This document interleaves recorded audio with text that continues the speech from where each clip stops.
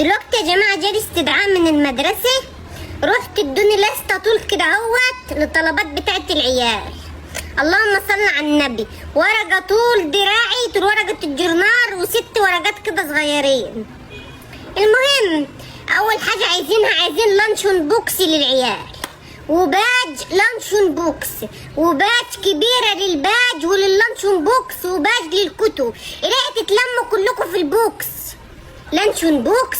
اللانشون بوكس ده عمال يكبر يكبر يكبر يكبر، مش عارفين هيروح فين، مش عارفين هنملاه منين وهنملاه ازاي. ده اللانشون بوكس اول ما طلع كان قد كده اهو، دلوقتي عمال يكبر يكبر يكبر لما بقى قد التلاجة، وعمالين يقسموه جوه الاوض في ايه؟ اوضه للعصير واوضه للفاكهه واوضه للخضار واوضه للسندوتشات، ومطلوب منك ان انت تمليه. ماله يا اخويا كيس التلاجة بتحط فيه سندوتش الجبنه والخياره وبرتقانه لو شاءت الظروف. العيل الغني ده اللي بيروح ببرتقان ومكان للعصير. هو طالع رحله للفيوم هيقعد هناك يومين وتقول لك عايزين له فاكس ديت اللي هي الزمزميه. ما ياخد جله معاه يا اختي ولا ازازه ميه. ايه لازمه الفاكس وما فاكسيش؟ هو انتوا هتحطوا له فيها ميه مكتره ولا ميه معدنيه؟ ده انت لو شفت الحنفيه اللي عندنا تصعب عليكي، احنا نصعبه عليكي. مالها ازازه الكاكولا الخلصانه؟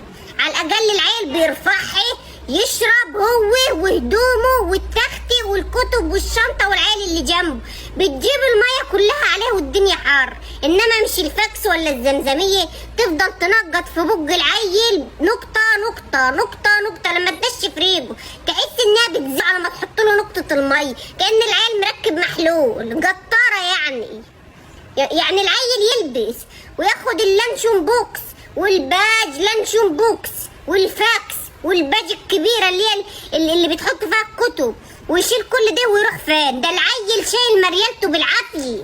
ده عايز بعد كده بقى ونش يوديه هو والبوكسات اللي معاه دي كلها، ولا جيب له البوكس يجي يوصله المدرسه ببوكساته بباجاته بفاكساته. وتقول لك يجيب كتب عالم البحر وعالم الطيور وعالم الحيوان وكراسات تلوين وكراسات رسم. حضرتك العيال بتوعنا دول يعرفوا عالم اسماك ولا عالم طيور؟ دول ما يعرفوش غير بابجي وقاعدين طول النهار قدام الكاندي كراش وقدام التليفون ولعبه الكوره.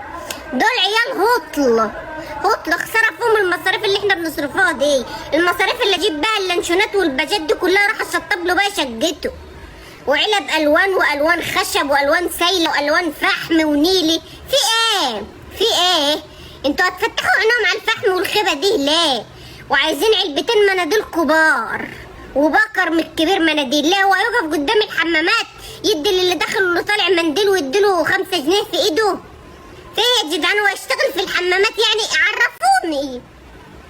ده العيل بيمسح هنا في كم اخوه عشان يعنده، وبيبقى جاي مبربر ومتهبب على عينه. علبتين مناديل من الكبار ايه وبكر مناديل ايه؟ هو داخل يولد؟ هو داخل يعمل ازاي دي؟ يا نهار اسود.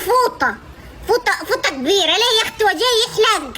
يا جدعان في ايه يا جدعان؟ انتوا بتصعبوا علينا الدنيا ليه يا جدعان؟ يوم بعد يوم الدنيا بتصعب ليه؟ فين البساطه؟ وديتول وويبز. ايه الويبز دي رخرة؟ احنا محرمين الويبز دي دخول الدار. يا وصلت للويبز كمان مناديل معقمه عشان يعقموه. ده انتوا كده هتعقدوه وتكرهوه في عيشته. العيل ما كانش يلحس ايده بعد الاكل ما يشبعش، وعايزين شبشب حمام. طب ما اجيب له ترنج كمان بالمره وتحط له فلوس تحت الحساب عشان لو عايز حاجه. هيعوز ايه مثلا يعني من المدرسه؟ هيعوز ايه مثلا يعني بالفلوس دي؟ ها؟ وانتوا ما تاخدونا احنا الاهالي نتعلم بالله عليكم. احنا ما اتعلمناش العالم دي، احنا عايزين نتعلم. انا عايزه لانش بوكس. يا نهار اسود. يعني ده لما باجي احط نقطه ديتول في ميه المسح بعايرها بقطاره عشان ما ازودش. عارفين جيركن الديتول بكام دلوقتي؟ هو شنطه للمدرسه وشنطه للجزمه وسندوتشات ومش عارف ايه ولانشات. هو العيل لما يفطر بانيه هيتغدى ايه؟ يعني انا احط له في اللانش بوكس بانيه وكفته وسجوج، يجي يتغدى ايه بقى؟ ده عايز خروف على الغدي. يا نهار اسود. وركب الاب والام عشان يتابعوا معاهم لو في حاجه.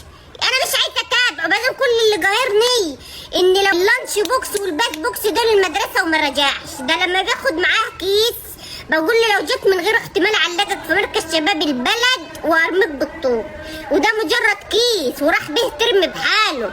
اقول له انت ما تجيش من المدرسه انما الكيس يجي، انما لو رجع لي من غير الباج بوكس واللانش بوكس والباج والفليكس ولا الفوكس دي اعمل فيه ايه؟ ده انا ممكن يجي لي شلل نصفي. يا جدعان يا جدعان اللي بتعملوه ده غلط. يعني اقل لانشون بوكس دلوقتي ب 150 جنيه عشان يحافظ على صحه الطفل، يحافظ على صحه الطفل ويموتني ويخرب بيتي. ما كنا بناكل في كيس وصحتنا حلوه وزي الفل. ايه اللانشون بوكس دي؟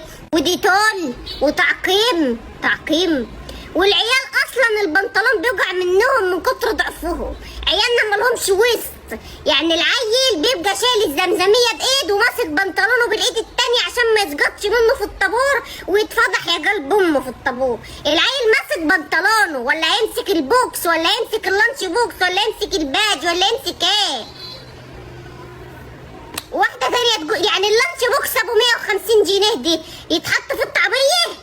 اكيد طبعا لا. تقول لك حط ناجتس ونوتيلي، لا واكل احمد زويل، ده لو احمد زويل يا اختي مش هياكل الاكل دي.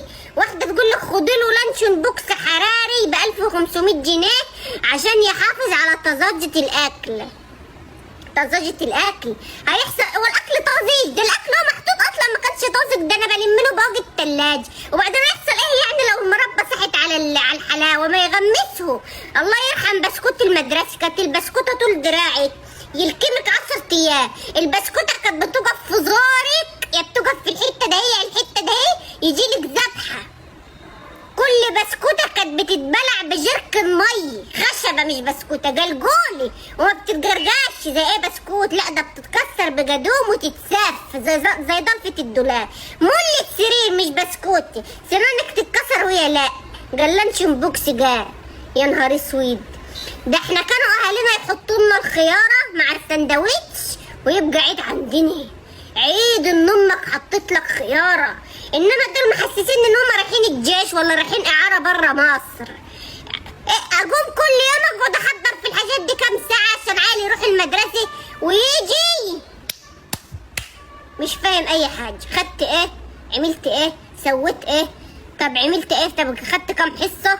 مبلم ما تعرفش ده من البوكس ولا من اللانشون بوكس ولا من التعليم ولا من المدرسين ولا من زميله اللي قاعد جنبه. هو بيروح زي ما بيجي، انت مش فاهم حاجه. هو ولا انت فاهم حاجه ولا هو عارف يفهمك حاجه ولا حد فاهم حاجه.